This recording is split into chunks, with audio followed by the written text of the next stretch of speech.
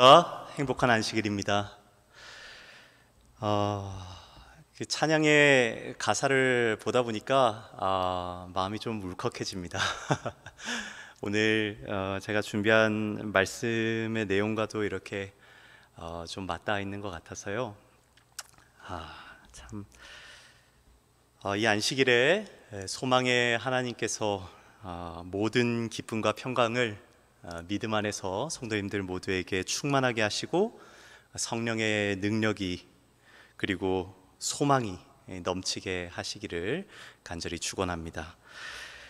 저희는 사도행전 가장 중요한 이 네 가지 사건들을 하나씩 함께 살펴보고 있었습니다. 사도행전 4대 사건 중 첫 번째 사건은 바로 스데반의 바로 오순절의 성령 강림이었죠. 오직 성령이 우리에게 임하시면 너희가 권능을 받고 땅끝까지 나의 증인이 될 것이다 말씀하신 그 약속이 우리들에게 주어진 사건을 저희들 볼 수 있었습니다. 그리고 두 번째 사건은 바로 스데반의 순교였습니다. 스데반은 그의 마지막 설교를 통해서 우리의 신앙이 오로지 예수 그리스도의 위에 서 있어야 함을 저희들에게 말해 주었죠. 보라, 하늘이 열리고 인자가 하나님 우편에 서신 것을 보노라 라는 외침이 아직도 저희들의 마음을 울리고 있는 것 같습니다. 그리고 이제 세 번째 사건은 바로 바울의 회심이었습니다. 지난주 저희는 어떻게 이 열정의 박해자가 땅끝까지 복음을 전하는 사도가 되었는지를 확인해 보았습니다. 그 시작은 이 예수님께서 그의 이름을 2번 부르신 것이었습니다. 그리고 그 부르심으로 말미암아 그의 인생의 방향이 그리고 이 역사의 물꼬가 180도 틀어진 것을 저희들 확인할 수 있었죠. 또한 사울의 끊임없는 회개와 이 겸비, 뜨거운 탄원 속에서 땅끝까지 하나님의 말씀을 전하는 큰 증인이 된 것을 저희들 확인해 볼 수 있었습니다. 또한 이 하나님께서 저희들 또한 2번 부르신다라는 것을 함께 생각해 보았죠. 그래서 저희들 모두 겸비하게 하나님 앞으로 나아감으로써 바울과 같이 땅끝까지 주의 귀한 증인들이 되자라는 말씀을 지난주 좀 함께 나눴습니다. 오늘 벌써 마지막 시간이 되었습니다. 사도행전 4대 사건 중 앞에 3가지 사건은 아마 성도님들이 다들 그렇지, 그런 사건들이 안 들어가면 섭섭하지 할 만한 사건들인데요. 이 네 번째 사건은 조금 예상 외의 사건이실 수도 있겠습니다. 바로 네 번째 사건은 고넬료의 가정이 이 복음을 받아들인 이야기입니다. 조금 의아하게 여기실 분들도 계실지 모르겠습니다. 한 가정이 복음을 받아들인 것이 이 사도행전과 교회의 역사에서 왜 그렇게 중요한 이야기가 되었을까? 아주 정말 흥미로운 이야기니까 저희들 함께 신나고 즐거운 마음으로 말씀을 펼쳐보도록 하겠습니다. 사도행전 10장 1절과 2절에 있는 말씀입니다. 제가 성도님들에게 좀 읽어드리도록 하겠습니다. 가이사랴에 고넬료라 하는 사람이 있으니 이달리아 부대라 하는 군대의 백부장이라. 그가 경건하여 온 집안과 더불어 하나님을 경외하며 백성을 많이 구제하고 하나님께 항상 기도하더니 아멘. 이 가이사랴에 고넬료라 불리는 백부장이 있었습니다. 이 가이사랴라고 하는 도시는 아주 특별한 의미가 있는 도시입니다. 가이사랴, 이름만 들었을 땐 어떤 도시 같이 느껴지십니까? 저희들 아주 잘 아는 한 단어가 좀 이렇게 연상돼서 떠오르지 않으시나요? 이 가이사랴, 가이사, 어디서 많이 들어보셨죠, 그죠?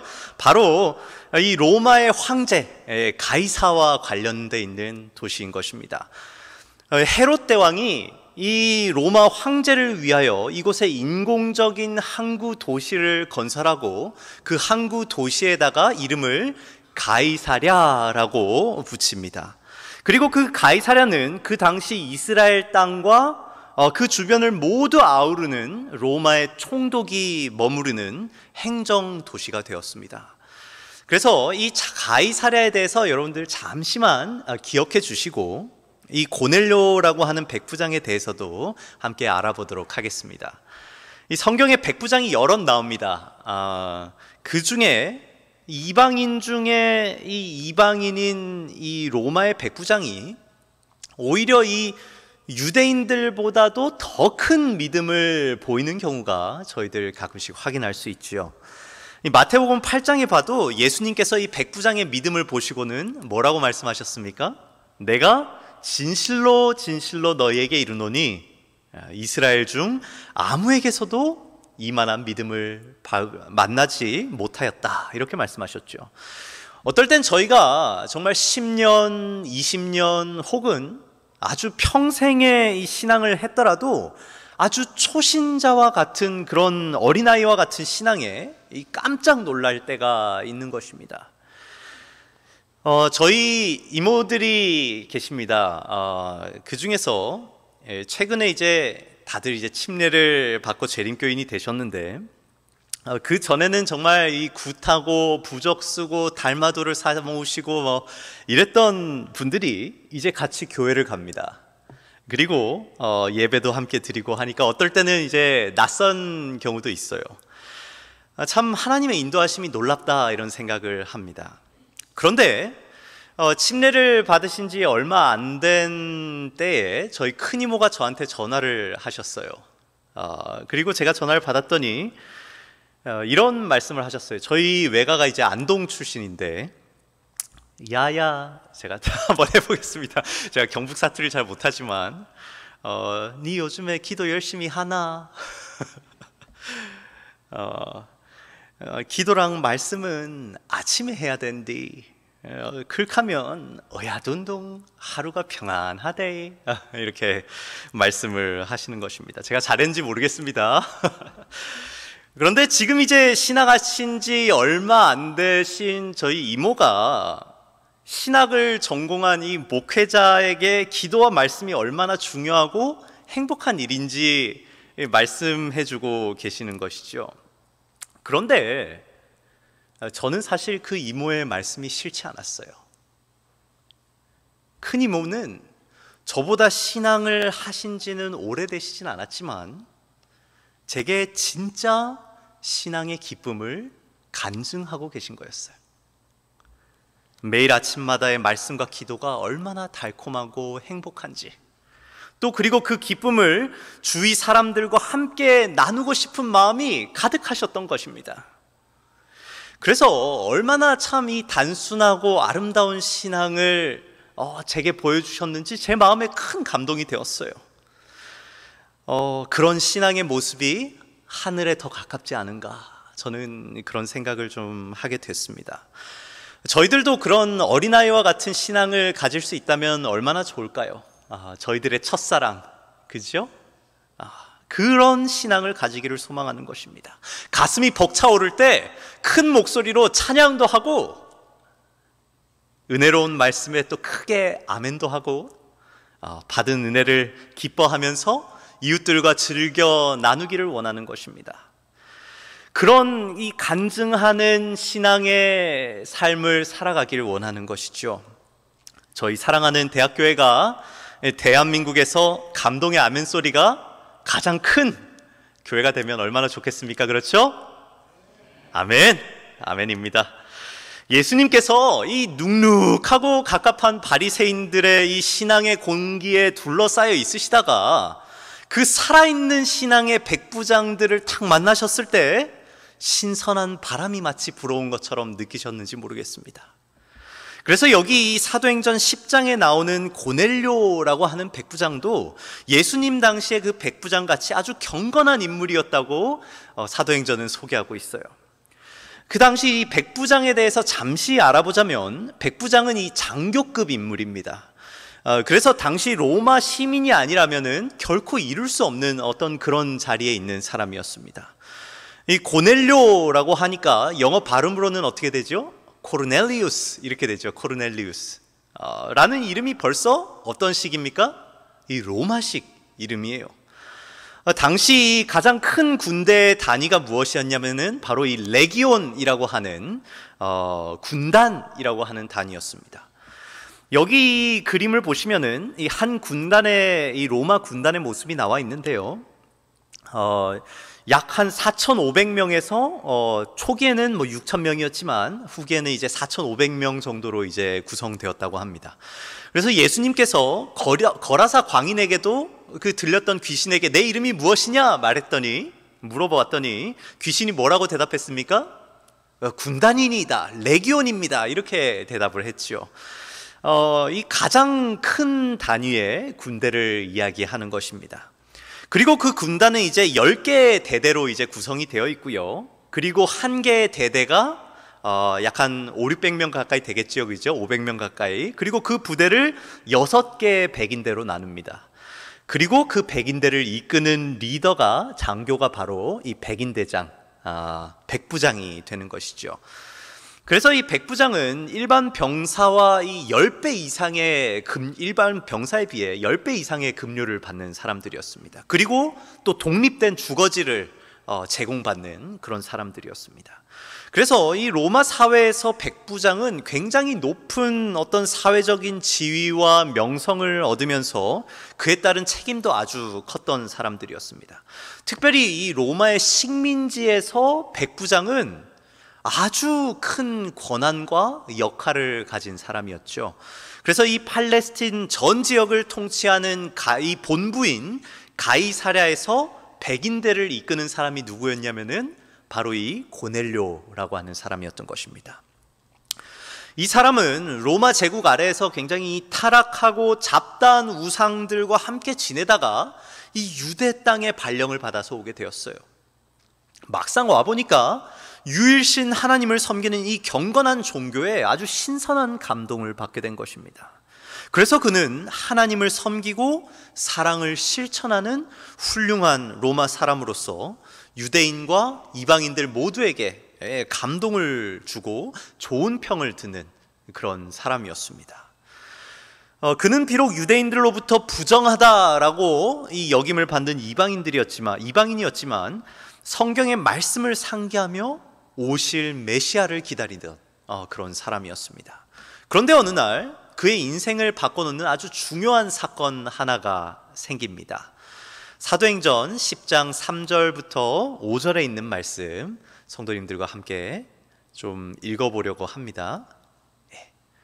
함께 한번 읽어볼까요? 시작! 하루는 제9시쯤 되어 환상 중에 밝히 봄에 하나님의 사자가 들어와 이르되 고넬료야 하니 고넬료가 주목하여 보고 두려워 이르되 주여 무슨 일이니까 천사가 이르되 내 기도와 구제가 하나님 앞에 상달되어 기억하신 바가 되었으니 내가 지금 사람들을 요빠에 보내어 베드로라 하는 시몬을 청하라. 아멘.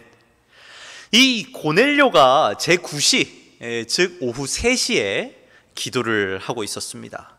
그런데 갑자기 환상 중에 천사가 고넬료에게 나타나서 요빠에 있는 베드로를 부르라고 하는 것입니다.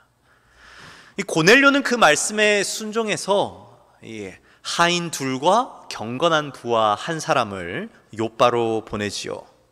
그 다음날 그 세 사람이 이제 요빠에 도착할 즈음에 베드로에게도 한 환상이 보입니다.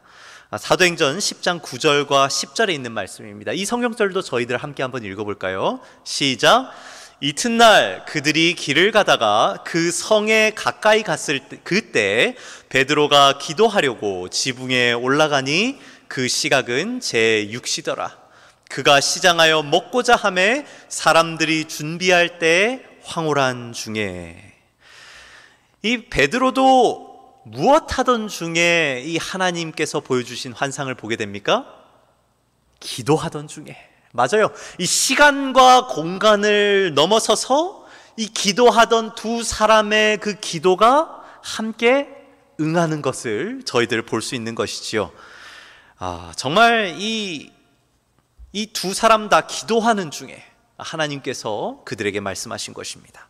아브라함이든 야곱이든 요나든 하박국이든 다니엘, 호세아, 수많은 이 믿음의 용사들과 선지자들이 응답받는 시간이 무엇하는 시간이냐? 바로 그들이 기도하는 시간인 것이지요.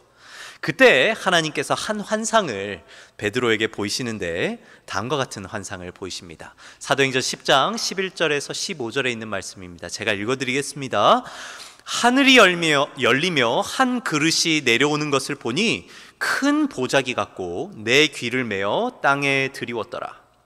그 안에는 땅에 있는 각종 네 발 가진 짐승과 기는 것과 공중에 나는 것들이 있더라.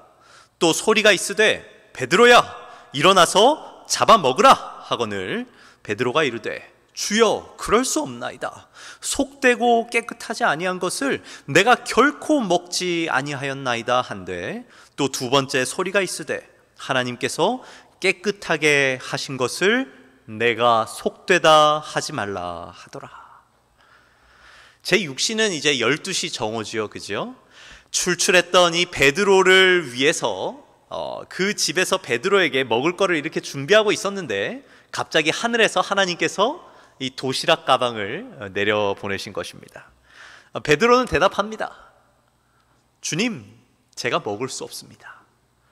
그리고 내 율법과 관습과 전통에 따라서 그것들을 내 평생에 한 번도 먹은 적이 없습니다. 주님, 제가 어떻게 그것을 먹겠습니까? 베드로가 지금 이야기를 한 것이죠. 그때 하나님께서 하신 말씀이 무엇이었냐? 하나님께서 깨끗게 하신 것을 내가 속되다 하지 말라라고 하는 말씀이셨습니다. 베드로가 처음에 그 뜻을 이해하지 못해서 심히 의아해했습니다. 그러다가 이 고넬료의 초청을 그가 받고서야 이 하나님의 깊은 뜻을 이해하게 된 것이죠. 그 당시 이 유대인들은 이방인들을 결코 상종해서도 안 되고 교제해서도 안 되는 아주 부정한 짐승과 같이 취급했습니다. 교제나 사귐은 불구하고 그리스도의 복음은 더더욱 이방인들과 상관이 없다라고 생각했던 것이지요.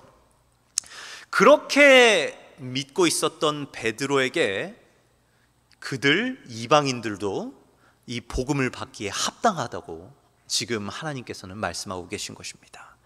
그러니까 이 환상이 우리의 식생활과 관련되어서 우리에게 주어진 것이 아니에요, 그죠? 대신 이 보자기에 담겨있던 부정한 음식은 바로 유대인들이 부정하다고 생각하던 이방인들을 가리키는 것이었습니다.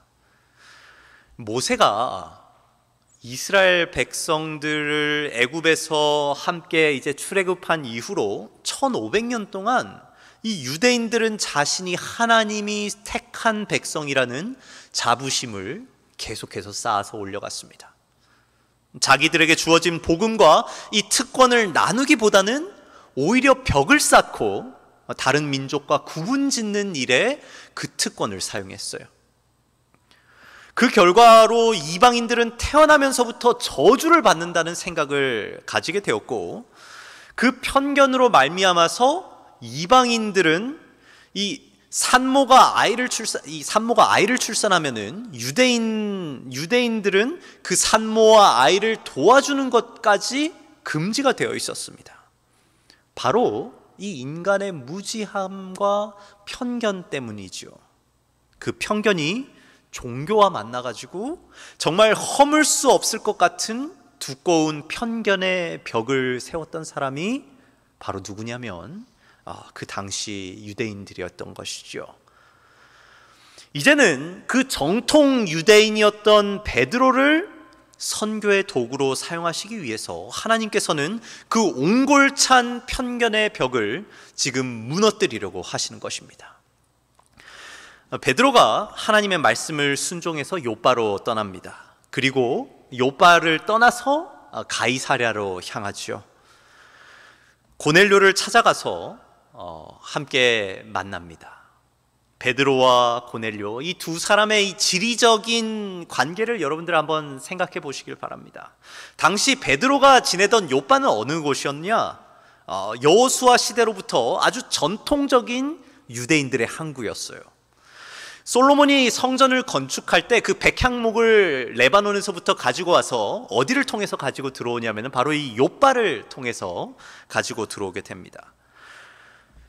그리고 또 로마가 이 요빠를 통해서 배를 타고 하나님으로부터 도망치기도 했었죠.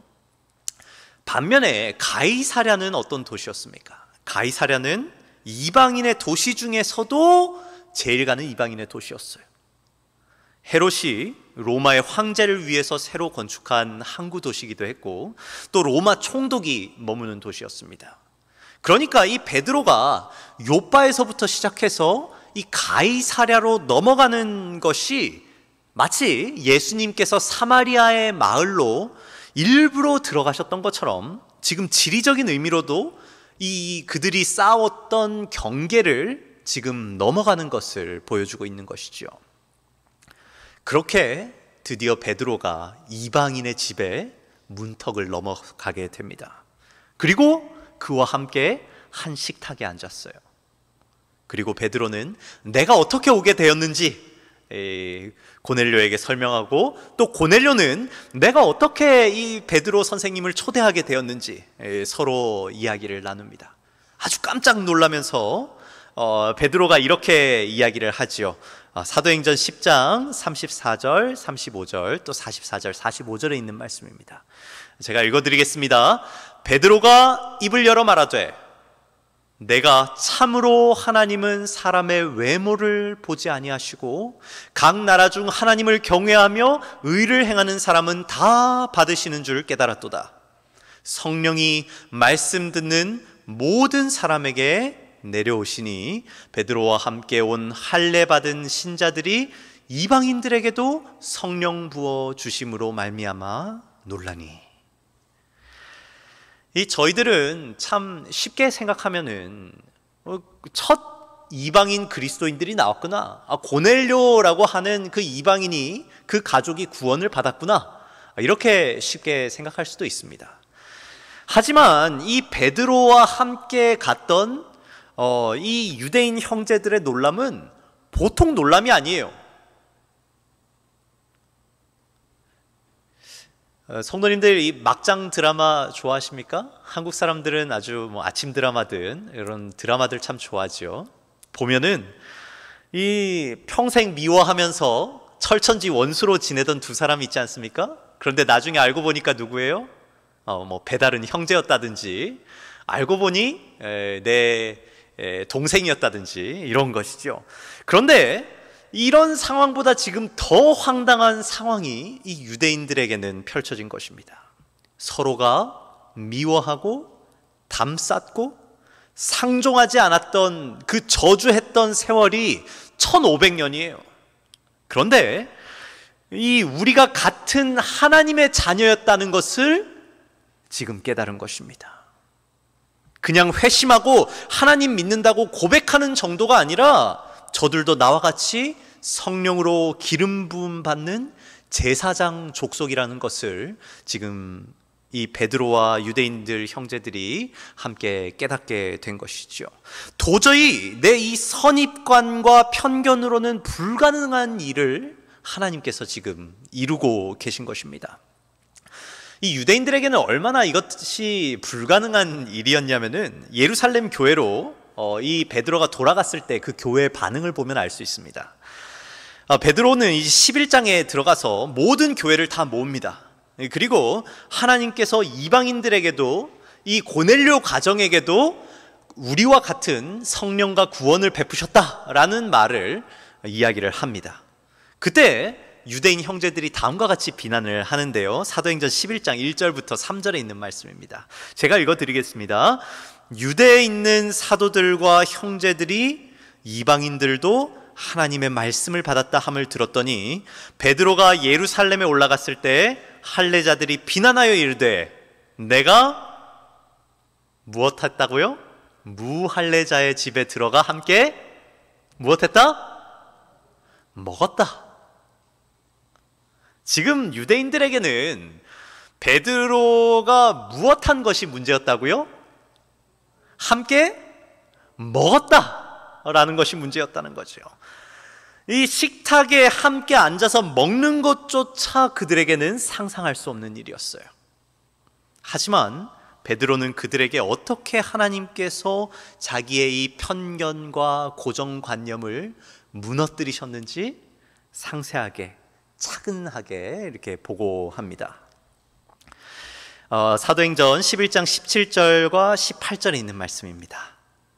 그런즉 하나님이 우리가 주 예수 그리스도를 믿을 때 주신 것과 같은 선물을 그들에게도 주셨으니 내가 누구이기에 하나님을 능히 맡겠느냐 하더라. 그들이 이 말을 듣고 잠잠하여 하나님께 영광을 돌려 이르되 그러면 하나님께서 이방인에게도 생명 얻는 회개를 주셨도다 하니라. 그 깨달음으로 이 베드로가 아시아와 모든 이방인 교회에 편지를 쓰는데요, 베드로전서에 다음과 같이 고백하고 있는 것입니다. 베드로전서 2장 9절에 있는 말씀입니다. 오직 너희는 택하신 족속이요 왕같은 제사장들이요 거룩한 나라요 그의 소유된 백성이다.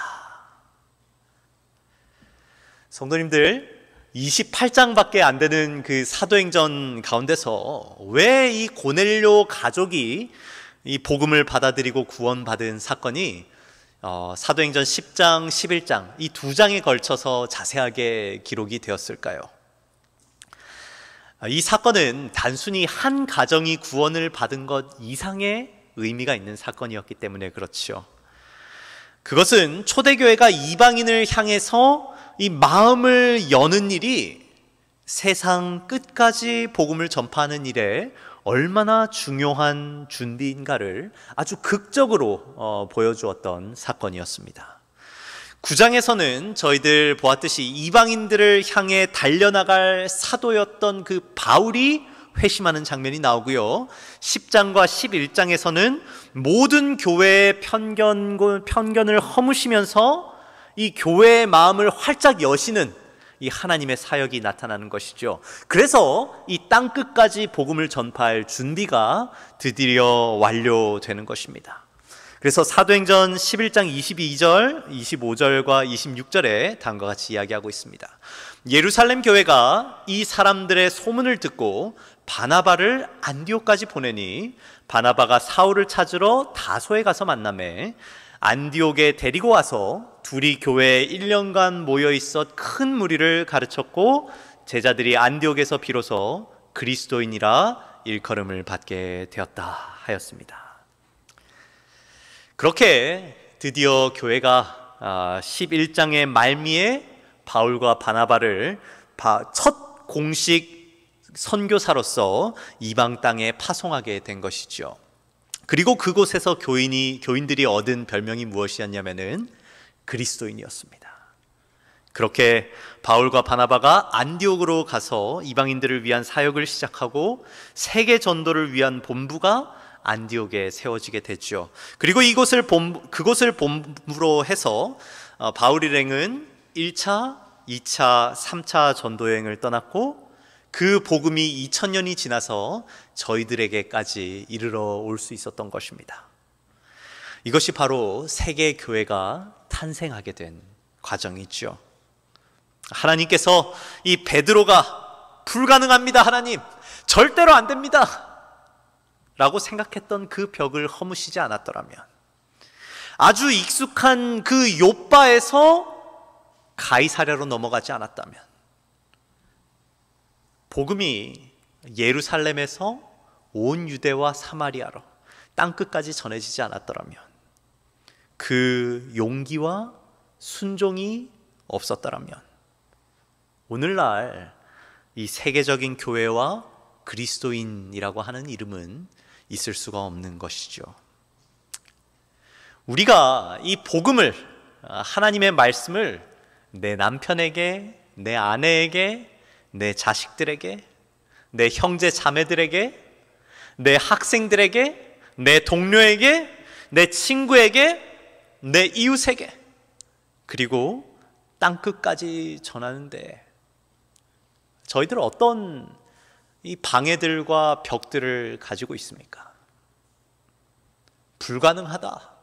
혹시 느껴지는 때가 있습니까? 어떨 때는 그들에게 말씀을 전하고 이 복음을 전하는 일이 불가능하게 느껴질 때가 분명히 있어요.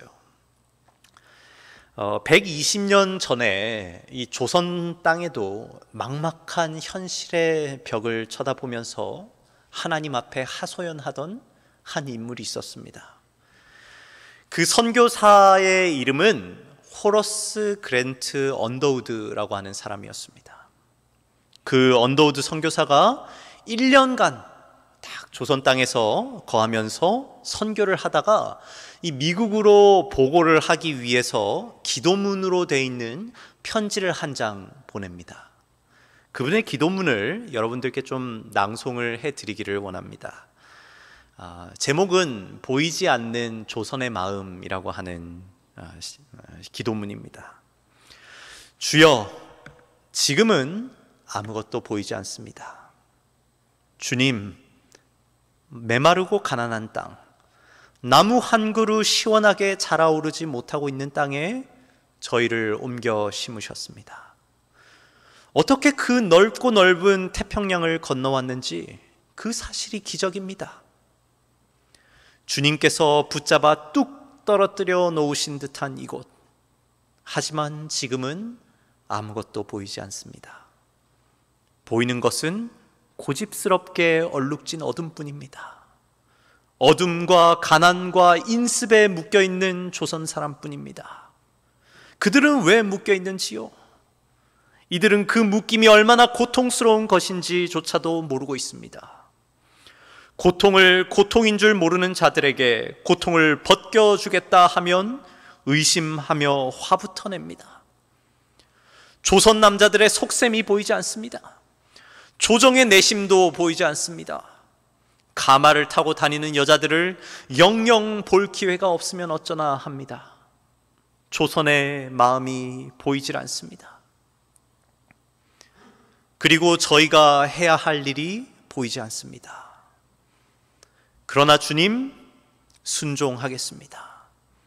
겸손하게 순종할 때 주께서 일을 시작하시고 그 하시는 일을 우리들의 영적인 눈이 볼 수 있는 날이 있을 줄 믿나이다. 믿음은 바라는 것들의 실상이요 보지 못하는 것들의 증거니라고 하신 말씀을 따라 조선의 믿음의 앞날을 볼 수 있게 될 것을 믿습니다. 지금은 우리가 황무지 위에 맨손으로 서 있는 것 같사오나 지금은 우리가 서양 귀신 양귀자라고 손가락질을 받고 있사오나 저들이 우리 영혼과 하나인 것을 깨닫고 하늘나라의 한 백성, 한 자녀임을 깨닫고 눈물로 기뻐할 날이 있음을 믿나이다. 지금은 예배드릴 예배당도 없고 학교도 없고 그저 경계의 의심과 멸시와 천대함이 가득한 곳이지만 이곳이 머지않아 은총의 땅이 되리라는 것을 믿습니다. 주여, 오직 제 믿음을 붙잡아 주소서. 참 아름다운 기도문이지요. 상상하기 참 어려운 것 같습니다. 말도 통하지 않고 생전 처음 겪는 그 문화와 환경과 언어 속에서 아는 사람 하나 없이 이 하나님을 전하러 이 조선 땅에 도착했던 것이지요. 정말 어떻게 보면 불가능해 보였을 것입니다. 하지만 그 모든 사람들이 가지고 있던 편견과 선입견의 벽을 넘어서 믿음으로 다가올 은총의 땅을 바라보는 것입니다. 언더우드 선교사는 그 이후로 연세학당도 세우고 성경도 번역하고 그리고 한국 선교의 기초를 놓았습니다. 그리고 돌아가신 후에는 이 한국 땅인 양화진 외국인 선교사 묘원에 묻혔죠. 저희들 지난 4주간의 이 사도행전의 4대 사건들을 함께 살펴보면서 우리가 함께 느끼고 확인하고 싶었던 것들이 있었습니다. 그것은 하나님께서 우리 모두를 하나님의 이 복음 전파자로 부르셨고 또 인간이 불가능해 보이는 그 사명이 하나님과 함께 할 때 분명히 가능할 것이라는 것입니다. 오직 성령이 우리에게 임하시면 너희가 권능을 받고 폭발하는 권능으로 우리가 땅 끝까지 주님의 증인이 될 것입니다. 또한 하나님께서 우리의 편견과 한계를 허무실 것입니다. 내 가족을 향한 전도, 내 이웃을 향한 전도, 땅 끝을 향한 전도, 아무리 우리가 보기에 불가능해 보이는 이 선교와 복음 전파의 사명도 하나님께서 함께 하실 때에 이루어질 것입니다. 마태복음 19장 24절 보면 예수님께서 그러셨죠. 부자가 천국에 들어가는 것보다 낙타가 바늘귀에 들어가는 것이 더 쉽다, 이렇게 말씀하셨어요. 낙타가 바늘귀에 들어갈 수 있습니까? 불가능하죠, 그죠? 그래서 바로 그 다음에 제자들이 예수님께 이렇게 묻습니다. 그러면 도대체 누가 구원을 얻을 수 있습니까? 부자도 천국에 못 들어가고 이 낙타도 바늘귀에 못 들어가는데 누가 도대체 천국에 갈 수 있습니까? 저는 예수님께서 하신 이 대답이 저희들에게 아주 특별한 용기를 주시는 말씀이라고 생각을 합니다. 마태복음 19장 26절에 있는 말씀입니다. 성도님들 함께 마음을 모아서 한번 읽어볼까요? 시작! 예수께서 그들을 보시며 이르시되 사람으로는 할 수 없으나 하나님으로서는 다 하실 수 있나니. 이 구원의 문제에 있어서 하나님께서는 하실 수 있다는 것입니다. 제 설교 시작하면서 제 큰이모가 최근에 신앙을 하게 되셨다 이런 말씀을 좀 드렸었는데요. 제게는 이모가 4분 계십니다. 일남 오녀 5 이모들이 쭉 계시고 5 계시고 그리고 마지막에 이제 외삼촌이 계십니다. 저희 부모님들께서 참 오랜 세월 이 복음을 전하고자 끝없이 노력하셨어요. 쉽지 않았습니다. 하지만 하나님께서는 포기하지 않으셨습니다. 그리고 또 저희 가족도 복음을 전하는 일에 낙담하지 않았어요. 결국은 하나님께서 정말 은혜로서 큰 이모부를 시작해서 저희 이모들과 이모부들이 모두 다 복음을 받아들이고 침례를 받도록 인도하셨습니다. 그리고 저희 가족이 함께 모일 때마다 이 안식일에 모든 가족이 함께 이제 교회를 같이 갑니다. 정말 저희 가족의 간절한 소망이 성취된 것이지요. 사랑하는 성도님들, 복음은 예루살렘에만 머물러서는 안 됩니다. 복음은 땅 끝까지 전해져야 하지요. 다른 말로 하자면은 이 복음은 내 선입견 안에서, 오로지 나 안에서, 내 그룹 안에서 혹은 우리 교회 안에서 맴돌아서는 안 되겠지요. 내 가족에게로, 내 아이들에게로, 내 형제들과 자매들에게로, 이웃들과 동료들과 친구들과 땅끝을 향해서 전해지고 나아가야 하는 것입니다. 그 복음 전파의 정신을 잃으면은 나와 교회는 그 존재의 의미를 잃어버리고 마는 것이지요. 막막한 그런 현실의 벽 앞에서도 우리 사랑하는 성도님들, 하나님의 능력을 구하면서 결코 포기하지 마시기를 간절히 바랍니다. 모든 성도님들을 정말 능력 있는, 권능 있는 예수의 증인으로 삼으시기를 주님의 이름으로 간절히 축원하면서 오늘 저의 말씀을 줄이도록 하겠습니다. 저희들 함께 일어나셔서 복음 전파의 결심을 가지고 찬미가 256장